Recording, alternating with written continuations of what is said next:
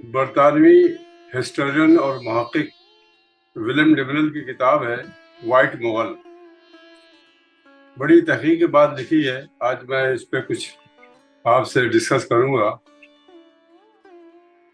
William Demirel ایک ایسے شاہی خاندان، مسلمان شاہی خاندان کی خاتون کا ذکر کرتے ہیں جس نے انگریز سے شادی کی تھی.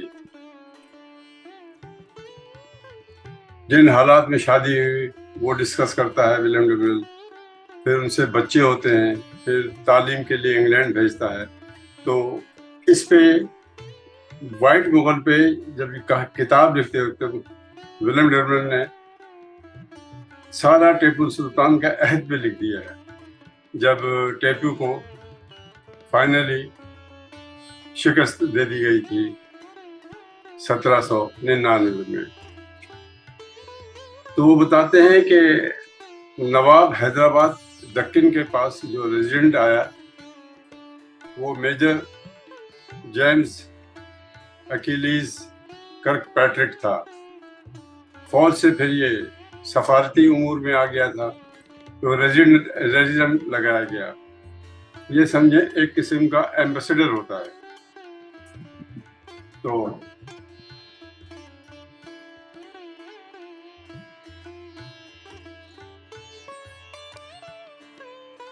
وہ لگا اور 7 سال تک وہ حیدرآباد میں رہا.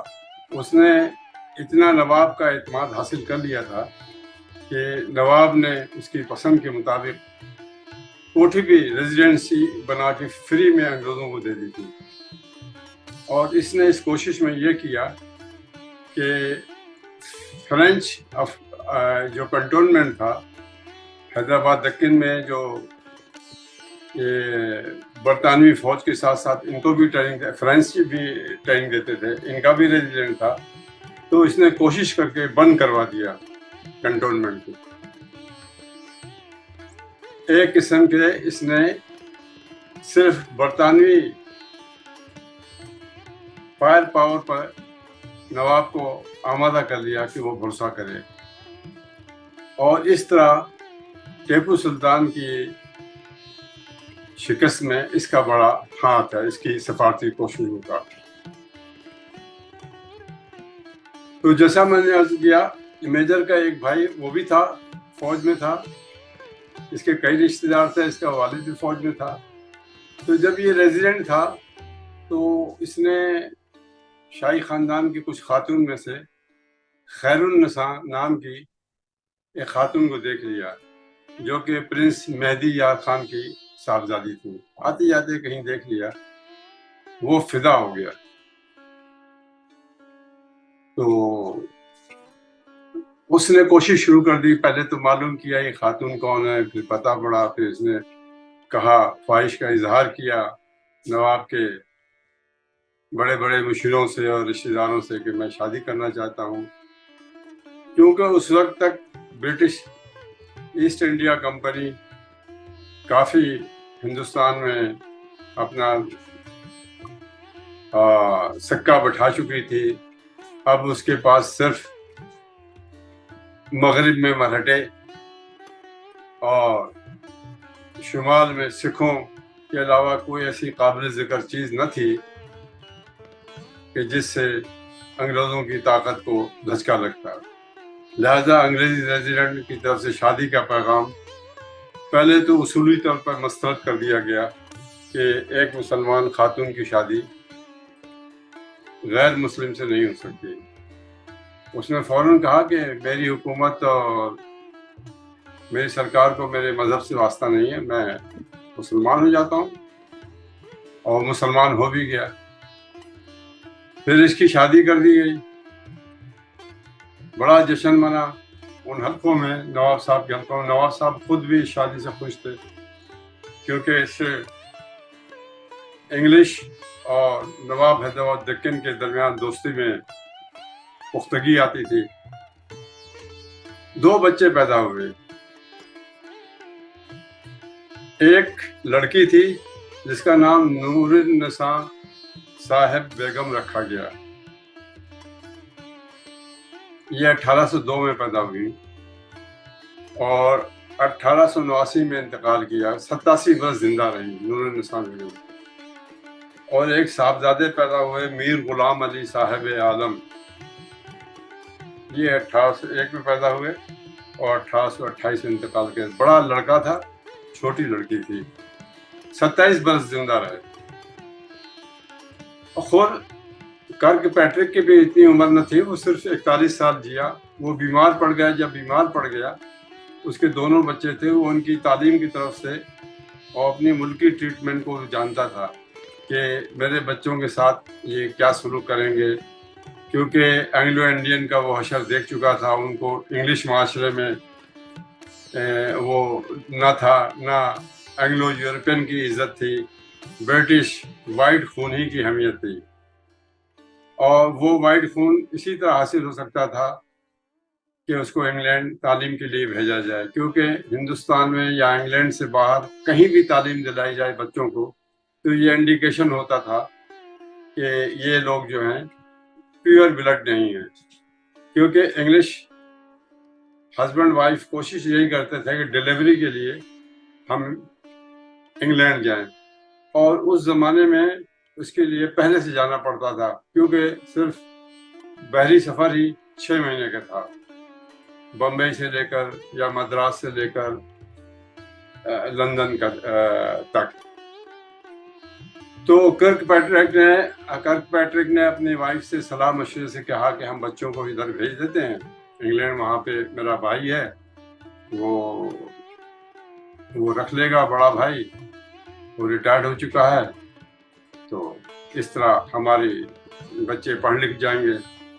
تھوڑی سی تکلیف ہے ابتدائی تعلیم.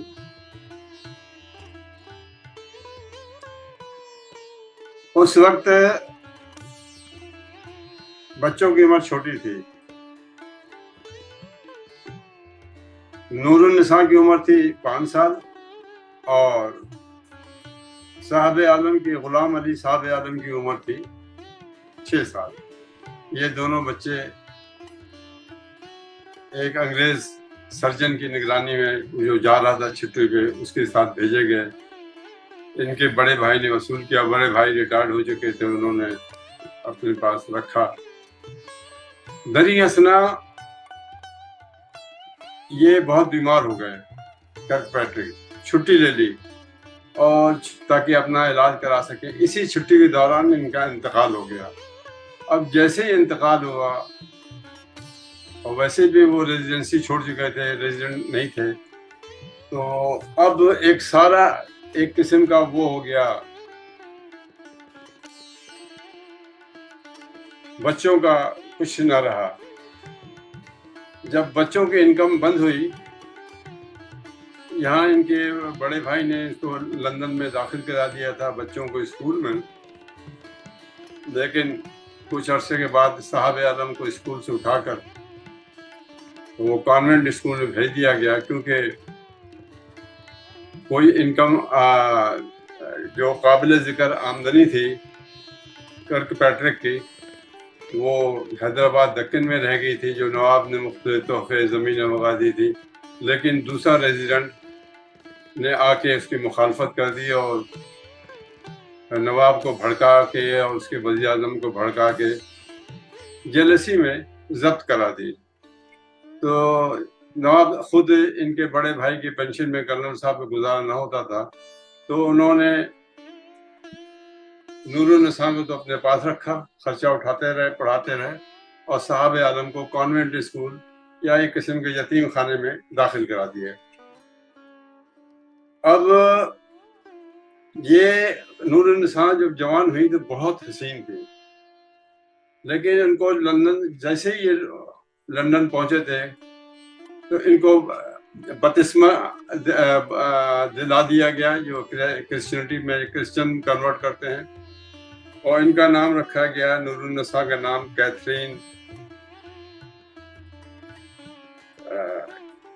رکھا گیا. کٹی کہتے تھے.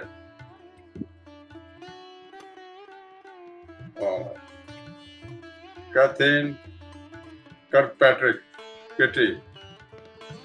پھر اس نے 1829 میں کیپٹن فلپ کے ساتھ شادی بھی کی تھی, جو کہ ہندوستان کے ایک ریجمنٹ میں افسر تھا. غلام علی، میر غلام علی، جن کا نام بپتسمہ دے کر رکھ دیا، ولیم جارج کرک پیٹرک رکھ دیا گیا تھا. وہ 27 سال کی عمر میں وہ جاتے ہی انگلستان میں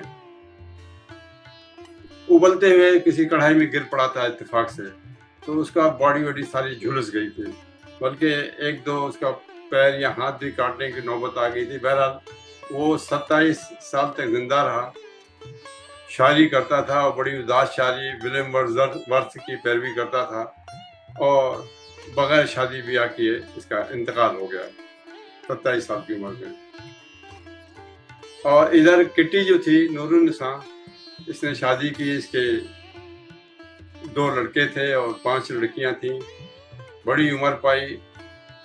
اس نے اپنی ماں کو اس ہلکا ہلکا یاد تھا کہ کیسے برآمدے میں وہاں پہ بیٹھ کے حیدرآباد دکن میں وہ اپنی ماں کو دیکھتی تھی. ماں تھوڑی عرصے کے بعد جب اس کا جواب شوہر کا انتقال ہو گیا اور انگریزوں نے یہ بتانا مناسب نہ سمجھا کہ تمہارے شوہر کا انتقال ہو گیا ہے، صرف اطلاع دے دی کہ اس کا انتقال ہوا، ہم نے اس کو دفن کر دیا ہے. تو کلکتہ کے مضافات میں، اور ان کو پتہ بھی نہیں بتایا، اور کسی بیچاری وہ بچوں کے غم میں خیر النساء کا بھی انتقال ہو گیا. صرف دادی خیر النساء کی ماں جو مہر النساء کی جو ماں تھی، خیر النساء کی ماں جو تھی، تو اس سے ایسے خط و کتابت تھی بچوں کی، کٹی کی، تو وہ دادی کو خط لکھتی تھی. پھر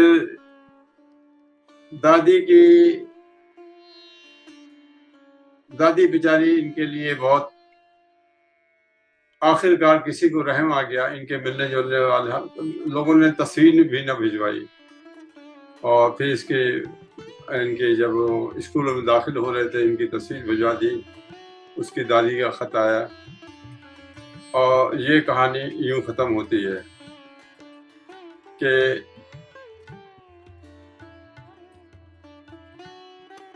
ایک مسلمان خاتون نے شادی کی عیسائی خاوند سے، جو مسلمان کر کے اس سے جو اولاد ہوئی، اس کے رشتہ داروں نے پھر اس کو عیسائی بنا ڈالا. تو یہ جو خانوادہ تھا اس طرح بھی تاریخ صفات میں رہ گیا. تو یہ ہے وائٹ مغل کی کہانی. شکریہ. Please subscribe the video, like the video, comment and share. Thank you.